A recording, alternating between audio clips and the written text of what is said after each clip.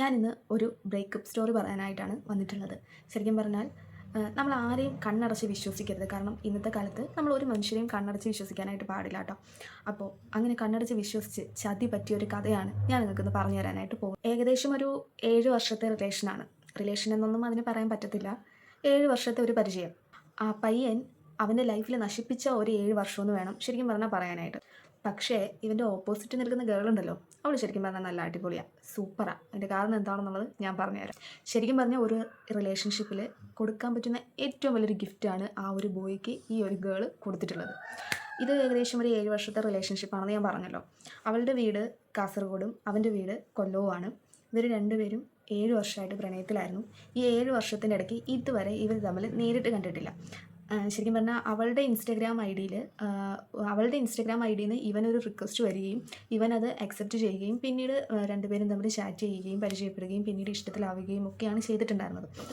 അങ്ങനെ ഇഷ്ടത്തിലായതിനു ശേഷം ഇവൻ ഇവളുടെ അടുത്ത് ഫോട്ടോ ചോദിച്ചപ്പോൾ ഇവൾ ഫോട്ടോസൊന്നും അയച്ചു കൊടുത്തിട്ടുണ്ടായിരുന്നില്ല. ഫോട്ടോസൊന്നും ഇവൾ അയച്ചിട്ടുണ്ടായിരുന്നില്ല. നമുക്ക് പേടിയാണ് അങ്ങനെയൊക്കെയാണ് എന്ന് പറഞ്ഞിട്ട് ഫോട്ടോ ഒന്നും അയച്ചു കൊടുത്തിട്ടുണ്ടായിരുന്നില്ല. അതേപോലെ തന്നെ ഇവളുടെ ഈ ഒരു ഐ ഡിയിൽ എന്ന് പറഞ്ഞു കഴിഞ്ഞാൽ ഇവൾ ഫോട്ടോസൊന്നും പോസ്റ്റ് ചെയ്തിട്ടുണ്ടായിരുന്നില്ല. ഇവളുടേതായിട്ടുള്ള ഫോട്ടോസൊന്നും പോസ്റ്റ് ചെയ്തിട്ടുണ്ടായിരുന്നില്ല. അങ്ങനെ ഒരു ഐഡിയ ഇല്ലാത്തൊരു ഐഡിയ ആയിരുന്നു ഗേളിൻ്റേത്. പക്ഷേ ഇവൻ്റേതെന്ന് വെച്ച് കഴിഞ്ഞാൽ ഇവൻ്റെ 1-2 ഫോട്ടോസും ഫാമിലിയുടെ കൂടെയൊക്കെ നിൽക്കുന്ന 1-2 ഫോട്ടോസും കാര്യങ്ങളൊക്കെ അവൻ്റെ ഐ ഡിയിൽ ഉണ്ടായിട്ടും ഉണ്ടായിരുന്നു കേട്ടോ.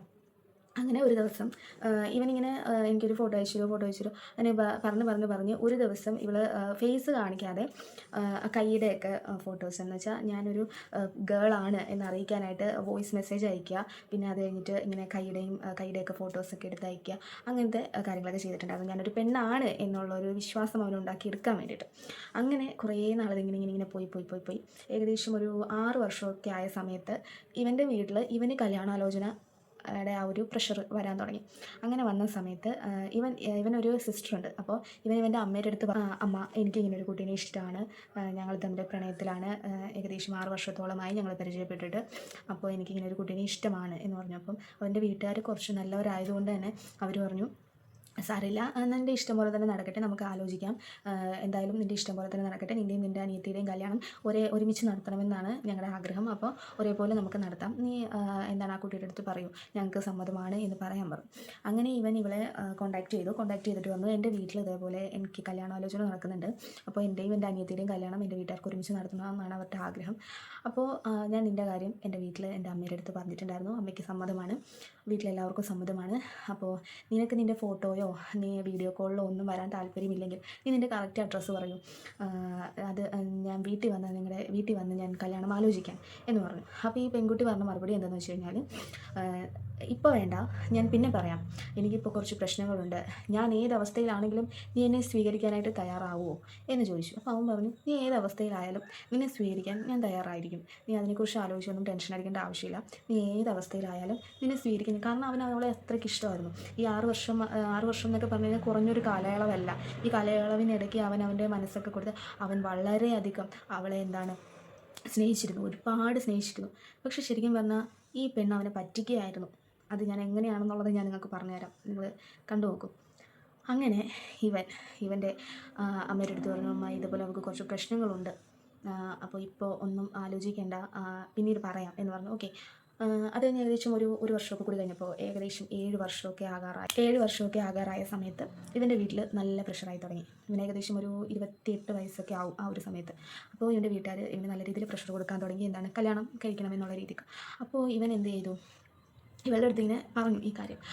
അന്ന് സംസാരിച്ചു, കോള് കട്ടായി. ആ കോള് കട്ടായതിന് ശേഷം പിന്നീട് ഇവളെ വിളിച്ചു കഴിഞ്ഞാൽ ഫോൺ എടുക്കില്ല, ചിലപ്പോൾ സ്വിച്ച് ഓഫ്, ചിലപ്പോൾ പരിധിക്ക് പുറത്ത്, അല്ലെങ്കിൽ ബെല്ലുണ്ടാവും, എടുക്കില്ല. അങ്ങനെ ഏകദേശം ഒരു 2 ആഴ്ചയോളം ഇവൻ്റെ കോൾ എടുക്കുകയോ മെസ്സേജ് അയക്കുകയോ അങ്ങനെ യാതൊരു വിധത്തിലുള്ള കോൺടാക്റ്റും ഇല്ല.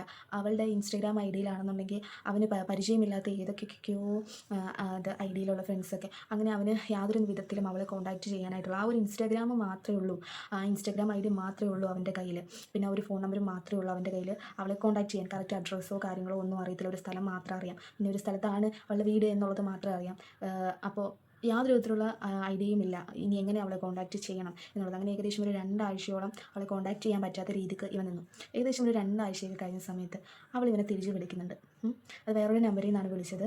അങ്ങനെ ഒരു നമ്പറിൽ നിന്ന് ഇവനെ തിരിച്ച് വിളിച്ചിട്ട് പറയുകയാണ്, എനിക്ക് ഈ വീട്ടിൽ നിൽക്കാനായിട്ട് സാധിക്കില്ല, ഞാൻ ഇറങ്ങി വരാനായിട്ട് പോവാണ്, നിനക്കെന്നെ സ്വീകരിക്കാനായിട്ട് സമ്മതമാണോ എന്ന് പറയുന്നു. അങ്ങനെ ഇവൻ്റെ വീട്ടിൽ ഇവൻ്റെ അമ്മയുടെ അടുത്ത് പറയുന്നു, അമ്മ ഇതേപോലെയാണ്, അവൾക്ക് വീട്ടിൽ കുറച്ച് പ്രശ്നങ്ങളുണ്ട്, അവൾ ഇറങ്ങി വരാൻ തയ്യാറാണെന്ന് പറയുന്നുണ്ട്, ഞാൻ അവളെ സ്വീകരിക്കട്ടെ എന്ന് ചോദിച്ചു. അപ്പോൾ അമ്മ പറഞ്ഞു, അതിനെന്താ, നിന്നെ സ്നേഹിക്കുന്ന പെൺകുട്ടിയല്ലേ, ആരെതിർത്താലും അവൾ നിൻ്റെ കൂടെ ഇറങ്ങി വരാൻ തയ്യാറാണെന്നുണ്ടെങ്കിൽ നീ അവളെ സ്വീകരിക്കും, ഞങ്ങൾ 2 കൈയും നീട്ടി സ്വീകരിക്കാമെന്ന് പറയുന്നുണ്ട്. അങ്ങനെ ഈ പെൺകുട്ടിയെ ഇവൻ്റെ ലൈഫിലേക്ക് ഇവൻ കൂട്ടിക്കൊണ്ട് വരാനായിട്ട് ഇവൻ്റെ റെയിൽവേ സ്റ്റേഷനിലേക്ക് ഒരുപാട് പ്രതീക്ഷകളോടെ പോവുകയാണ്. അങ്ങനെ പോയ സമയത്ത് ഇവൻ റെയിൽവേ സ്റ്റേഷനിൽ ചെന്ന സമയത്ത് ശരിക്കും പറഞ്ഞാൽ ഇവൻ്റെ 2 കണ്ണുകളും ഇവളെ കണ്ട് നിറഞ്ഞു പോവുകയാണ് ചെയ്തിട്ടുണ്ടായിരുന്നത്. അങ്ങനെ ഇവൻ അവിടുന്ന് തിരിച്ചു പോന്നു. ആ കുട്ടീനെ കൂട്ടാതെ തിരിച്ചു പോരുകയാണ് ചെയ്തിട്ടുണ്ടായിരുന്നത്. തിരിച്ചു പോകുന്ന സമയത്ത് ഇവൻ ആകെപ്പാടെ മനസ്സ് തകർന്നിരിക്കുന്ന സമയമാണ്. അപ്പോൾ ഇവൻ്റെ ഫ്രണ്ട്സും ഇവൻ്റെ ഫാമിലിയിലുള്ളവരും എല്ലാവരും ഇവൻ്റെ അടുത്ത് ചോദിക്കുന്നുണ്ടായിരുന്നു. അങ്ങനെ ഇവൻ്റെ അമ്മ ഇവൻ്റെ അടുത്ത് കാര്യമായിട്ട് ഇവനിങ്ങനെ തീരെ അങ്ങോട്ട് ശരിക്കും പറഞ്ഞാൽ ആത്മഹത്യയുടെ ഒരു ലെവലിലേക്ക് എങ്ങനെ എത്തിക്കഴിഞ്ഞാൽ ഏത് രീതിയിലായിരിക്കും പെരുമാറുക, ആ ഒരു രീതിയിൽ ഇവൻ്റെ പെരുമാറ്റങ്ങളൊക്കെ പോയ സമയത്ത് ഇവൻ്റെ അമ്മ ഇവൻ്റെ അടുത്ത് ചോദിച്ചു, എന്താ മോനെ, നിനക്ക് എന്താ പറ്റിയത്, നീ എന്താ പ്രശ്നം എന്താ? അപ്പോൾ പറഞ്ഞു, അമ്മ എനിക്ക് അവളെ സ്വീകരിക്കാനായിട്ട് പറ്റില്ല, അവളെന്നെ പറ്റിക്കുകയായിരുന്നു എന്ന് പറഞ്ഞു. അപ്പോൾ ആ അമ്മ ചോദിച്ചു, മോനെ, നിന്നെ ഇഷ്ടപ്പെട്ടൊരു പെൺകുട്ടി, അവൾ നിൻ്റെ കൂടെ ഇറങ്ങി വരാനും തയ്യാറായി, വീട് വിട്ടിറങ്ങി വന്ന പെണ്ണല്ലേ, ആ പെണ്ണ് പിന്നെ നിന്നെ എങ്ങനെയാണ് പറ്റിച്ചത് എന്ന് ചോദിച്ചു. അപ്പോൾ അവൻ പറഞ്ഞ മറുപടി, അമ്മ, ഞാനൊരു പെൺകുട്ടിയെയാണ് സ്നേഹിച്ചത്, എൻ്റെ ലൈഫിലേക്ക് ഒരു പെൺകുട്ടിയെ കൂട്ടിക്കൊണ്ട് വരണമെന്നാണ് ഞാൻ ആഗ്രഹിച്ചത്, ഞാൻ സ്നേഹിച്ചത്. പക്ഷേ അമ്മയുടെ പ്രായമുള്ള ഒരു സ്ത്രീയെയാണ് ഞാൻ അവിടെ കണ്ടത്. അമ്മയുടെ പ്രായമുള്ളൊരു സ്ത്രീയായിരുന്നു അവൻ അത്രയും നാളും ഈ 7 വർഷവും വിളിച്ച് സംസാരിച്ച്. എങ്ങനെ പോയാലും ആ സ്ത്രീക്കൊരു 40-45 വയസ്സുണ്ടാവും. ഈ ഒരു സ്ത്രീ മാത്രമായിരുന്നില്ല, അവരുടെ കൂടെ ഏകദേശം ഒരു 10 വയസ്സോളം വരുന്നൊരു പെൺകുട്ടിയും ഉണ്ടായിരുന്നു. ആ കുട്ടി ഭയങ്കര പേടിച്ചിട്ടായിരുന്നു നിന്നിട്ടുണ്ടായിരുന്നത്. ഇവരുടെ ഭീഷണിപ്പെടുത്തി പേടിപ്പിച്ചൊക്കെ കൂട്ടിക്കൊണ്ട് വരില്ല, ആ ഒരു രീതിയിലായിരുന്നു നിന്നിട്ടുണ്ട്. ശരിക്കും പറഞ്ഞാൽ ഇവരെ കണ്ടപ്പോൾ അവൻ്റെ സകല സ്ഥിരതയും നഷ്ടപ്പെട്ടു. അപ്പോൾ അന്ന് അവിടെ വെച്ച് ഇവരെ കണ്ട സമയത്ത് ഇവൻ ആ സ്ത്രീയുടെ അടുത്ത് ചോദിച്ചു, നീ എന്നെ പറ്റിക്കുകയായിരുന്നില്ലേ എന്ന്. അതിനവർ പറഞ്ഞ മറുപടി, എനിക്ക് കുറേ പ്രശ്നങ്ങളുണ്ടെന്ന് ഞാൻ പറഞ്ഞിരുന്നതല്ലേ, ഞാൻ ഏത് അവസ്ഥയിലായിരുന്നെങ്കിലും നിന്നെ സ്വീകരിക്കുമോ എന്ന് ഞാൻ ചോദിച്ചിരുന്നതല്ലേ, നീ എനിക്ക് വാക്ക് തന്നതല്ലേ എന്നാണ്. അപ്പോൾ അവൻ പറഞ്ഞു, ഞാൻ വാക്ക് തന്നതെന്ന് പറയുന്നത് ശരി തന്നെയാണ്, പക്ഷേ ഞാൻ ആഗ്രഹിച്ചത് ഇങ്ങനെ ഒരു ജീവിതമായിരുന്നില്ല. നീ ഇത്രയും കാലത്തിൻ്റെ ഇടയ്ക്ക് ഒരു വട്ടമെങ്കിലും നീ ഒരു കല്യാണം കഴിഞ്ഞ സ്ത്രീയാണ്, ഒരു കുട്ടിയുള്ള സ്ത്രീയാണ്, നിന്നേക്കാളും എത്രയോ വയസ്സിന് മൂത്തതാണ്, മറ്റൊരുത്തൻ്റെ ഭാര്യയായി ജീവിക്കുന്നവളാണ് എന്ന് നീ പറഞ്ഞിരുന്നെങ്കിൽ ഒരിക്കലും ആ ഒരു മനുഷ്യനെ ചതിക്കാൻ ഞാൻ കൂട്ടു നിൽക്കുമായിരുന്നില്ല. നീ എൻ്റെ പ്രായത്തിനേക്കാളും ഇളയതായിരുന്നിരുന്നുവെങ്കിലും നീ ഒരുത്തൻ്റെ ഭാര്യ ആയിരുന്നു എന്ന് ഞാൻ അറിഞ്ഞിരുന്നെങ്കിൽ അയാളെ ചതിച്ചിട്ട് എൻ്റെ കൂടെ ഇറങ്ങി വരാൻ ഞാൻ നിൻ്റെ അടുത്ത് ഒരിക്കലും പറയുമായിരുന്നില്ല. ശരിക്കും പറഞ്ഞാൽ ഇതുപോലെ പറ്റിക്കപ്പെടുന്ന സ്ത്രീകൾ മാത്രമല്ല, ഇഷ്ടംപോലെ പുരുഷന്മാരുമുണ്ട്. എനിക്ക് പേഴ്സണലി അറിയാവുന്ന ഒരുപാട് ആളുകളുണ്ട്. അത്തരത്തിലുള്ള ഒരാളുടെ കഥ തന്നെയാണ് ഞാനിപ്പോൾ ഇവിടെ പറയുന്നത്. പേരോ കാര്യങ്ങളോ ഒന്നും ഞാൻ പറയുന്നില്ല അവരുടെ, കാരണം അത് അവർക്കൊരു ബുദ്ധിമുട്ടാവണ്ടെന്ന് വിചാരിച്ചിട്ട് തന്നെയാണ്. അപ്പോൾ നമുക്കറിയാവുന്ന ഒരുപാട് ആൾ എത്ര കിട്ടിയാലും പക്ഷെ പഠിക്കില്ല.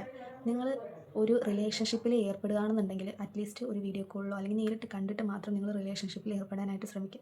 അല്ലാതെ കാണാതെ അറിയാതെ സംസാരിക്കാതെ ജസ്റ്റ് ഒരു ഇൻസ്റ്റഗ്രാമിലോ ഫേസ്ബുക്കിലോ ഒക്കെ ഒരു ഹായോ ഹലോയോ ഒക്കെ വിട്ട് മാത്രം പരിചയപ്പെട്ട ഒരാളെ നിങ്ങളുടെ ലൈഫിലേക്ക് കൊണ്ടുവരാനായിട്ട് ആഗ്രഹിക്കാതിരിക്കുക. അവർക്ക് നിങ്ങളുടെ മനസ്സ് കൊടുക്കാതിരിക്കുക. അവസാനം നിങ്ങൾ കരയേണ്ടി വരും.